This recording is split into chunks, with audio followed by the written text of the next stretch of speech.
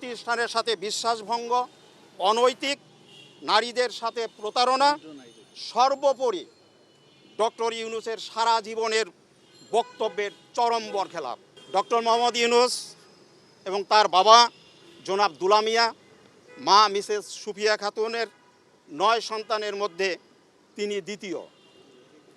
তিনি বাবা দুলা মিয়া তার নিজের এবং অপর 2 ভাই জনাব মোহাম্মদ আব্দুল সালাম, মোহাম্মদ ইব্রাহিমের মালিকানাধীন চট্টগ্রামে অবস্থিত অত্যন্ত রুগ্ন ও লোকসানি প্রতিষ্ঠান প্যাকেজেস কর্পোরেশন লিমিটেডকে বেআইনিভাবে গ্রামীণ ব্যাংকের থেকে প্রায় 9.5 কোটি টাকা ঋণ হিসেবে দিয়েছেন।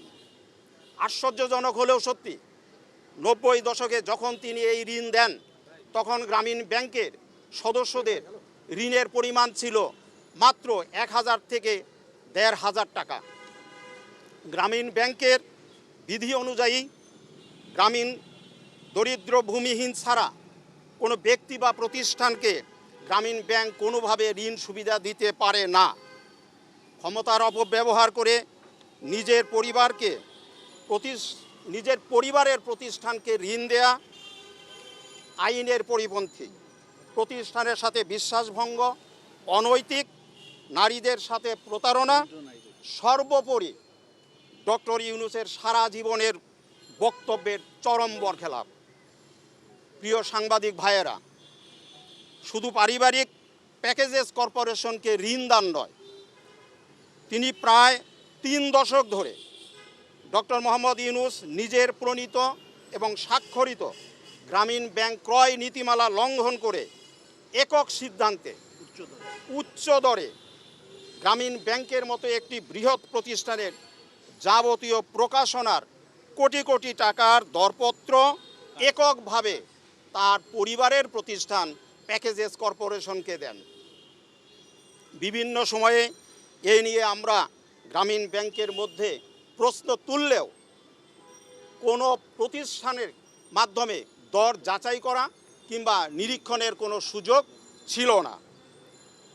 তাই এই ব্যাপক অনিয়ম এবং দুর্নীতির যাবতীয় লেনদেনের প্রমাণ আমরা আজ অধিকতর অনুসন্ধানের জন্য দুর্নীতি দমন কমিশনে নিয়ে এসেছি।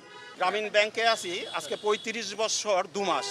আচ্ছা, তাহলে ডক্টর ইউনূসের সঙ্গে এই যে উনি আর্থিক এই যে প্যাকেজেস যেটা বলতেছেন কি প্যাকেজেস কর্পোরেশন লিমিটেড, এটা পারিবারিক, আপনারা কি জানতেন না? তখন আপনারা কেন প্রতিবাদ করেন? একটু তার কাছে প্রশ্নটা তার কাছে।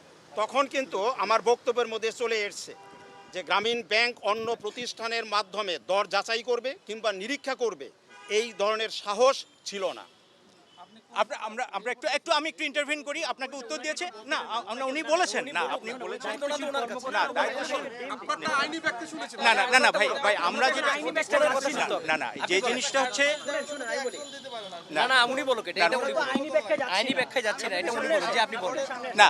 ওনার প্রশ্ন হচ্ছে এতদিন কেন বললেন না, এই বিষয়গুলো আমাদের বিজ্ঞ লয়ারের কাছ থেকে আসা সমীচীন হবে। না কথাটা তো আপনি বলেছেন, উনি প্রতিনিধি। 35 বছর পরে কেন আসলো? 35 বছর পরে কেন আপনার মনে হলো এটা এখন তদন্ত করা উচিত, এজন্য দুদক আসছেন? 35 বছর পরে কেন? অনুসন্ধান চলতেছিল তখন ওরা আপনারা 35 বছর পরে কেন? না, আমাদের আইন এমডি থেকে এই এটা আপনি প্রতিষ্ঠানগুলো বলেছেন, এটা এটা আপনি উত্তর। বলেছেন, প্রশ্ন তখন এমডি উনিই ছিলেন। তখন গ্রামীণ ব্যাংকের এমডি আমার বক্তব্যে চলে এসেছে। গ্রামীণ ব্যাংকের প্রায় 28 বছরের এমডি ছিলেন ডক্টর মোহাম্মদ ইউনূস। এখন পদে থেকে ডক্টর মোহাম্মদ ইউনূসের এগেনস্টে কোনো বার্তা দিয়ে গ্রামীণ ব্যাংকে টিকবো এইরকম কোনো ব্যবস্থা এমডি পদ ছাড়ছে অনেক দিন হয়ে গেছে, এখন কেন সেটা? তারপরেও ওনার নিজের লোকই গ্রামীণ ব্যাংকের এমডি হিসাবে ছিলেন।